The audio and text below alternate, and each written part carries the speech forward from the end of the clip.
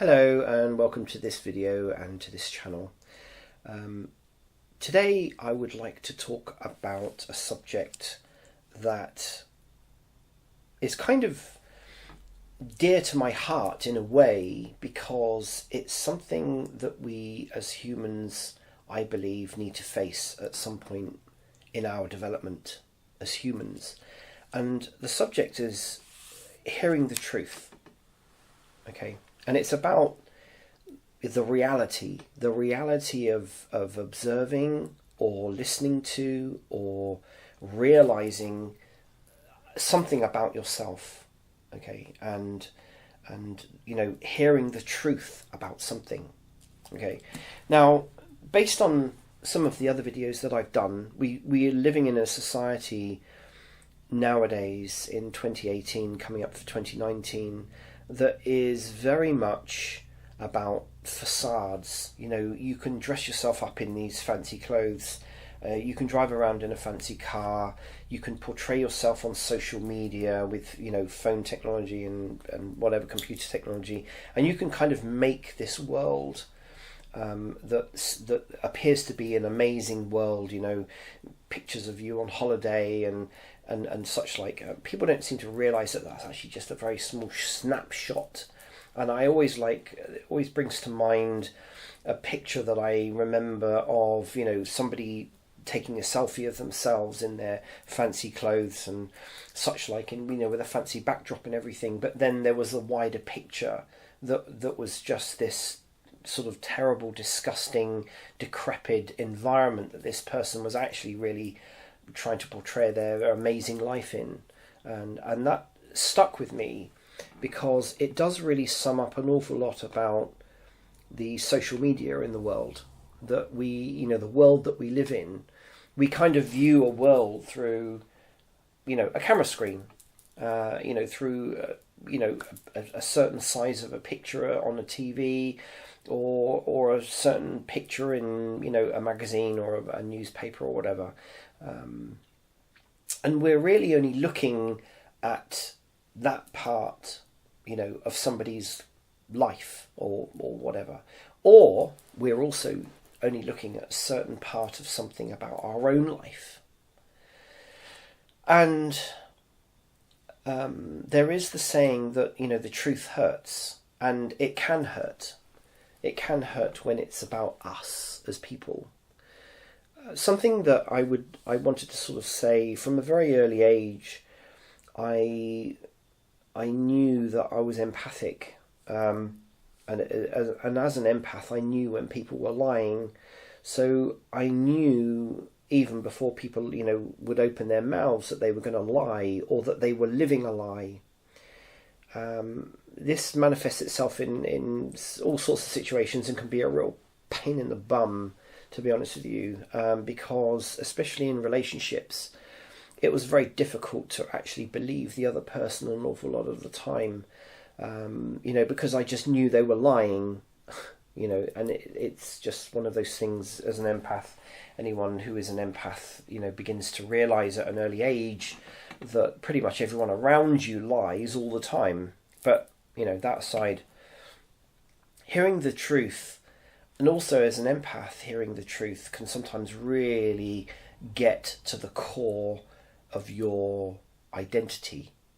It can go that far. It can go through all the layers of our psychology, as it were, as a human, and it can pierce right through down, into almost our, down into our identity, if we allow it to. But yeah, this has come about. Now, I want to give a couple of examples about how truth hurts. Okay, and we have to remember that different people have different perspectives on what the truth is to them. There is this saying as well that the worst liars in the world are witnesses to a crime. And the more people that you have, or that witness an event, not necessarily a crime, but the more witnesses you have, the more liars you have.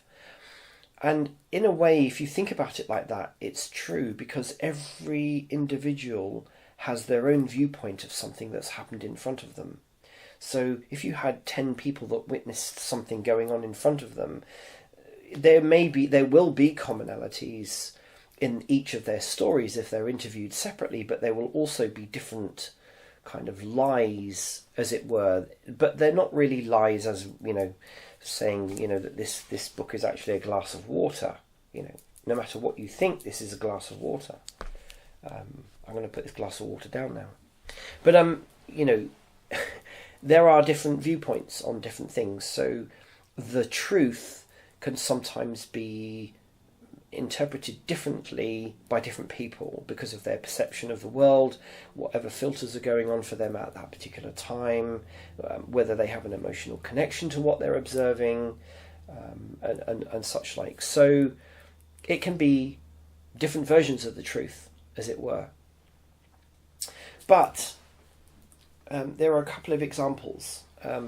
When I was involved quite heavily in IT and such like, people, businesses, for instance, were always affected by the truth about their employees and what was happening inside their business. I mean, you see it now even on TV. If you watch the Food Network channel, there is I can't forget now what it's called, but there's companies that will go around and put cameras up in restaurants and such like so that they can observe how their staff are serving people and where stock is going missing and where staff are stealing from the owner or their business is going down because of the way the staff are treating customers and such like, and doing things with food that they shouldn't be doing, and all of that kind of thing. And it's very hard for the owners to face up to. They may have a suspicion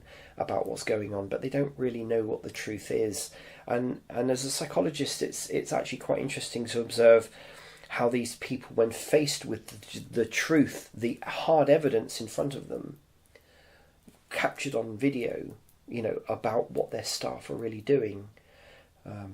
Sometimes they go into denial. They can't believe that a member of staff that's been working for them for such a long time and appears to be a very loyal employee and such like, and is very good with people and spends a lot of time, working for them and appears to be the ideal employee, actually turns out to be somebody that's ripping them off big time. So that's where I'm coming from about about learning the truth. And then there's the other aspect to people who are in denial, people who don't want to face the truth, people who choose to block off the reality of what's happening around them or to them or in the situation or environment that they happen to be in. And they're in massive denial. Now you see this a lot in relationships. You see this a lot in work environments where somebody is just in so much denial themselves about something. Like, for instance, somebody who's putting on massive amounts of weight and is getting bigger out of proportion will very often be in an element of denial. From a psychological point of view, in as much as I heard the other day, somebody who was like 20 odd stone and probably even heavier than that, was saying that they were only eating about 1,500 calories a day, but quite clearly are not. They were actually really eating sort of 20,000 calories a day.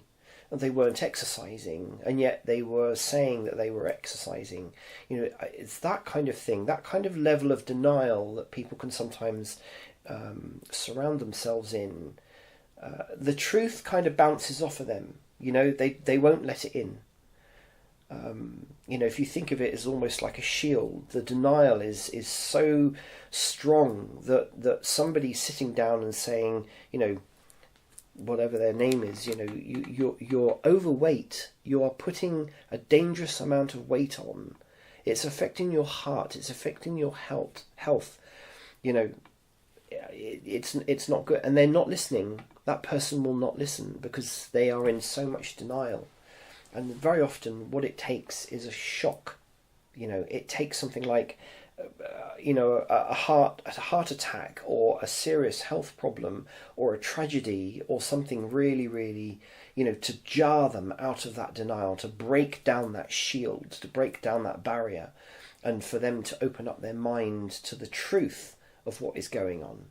And you see it all the time on TV, where these people are, taken into a room with the amount of food that they eat in a day, and how many calories that really is, and what it's actually really doing to their body.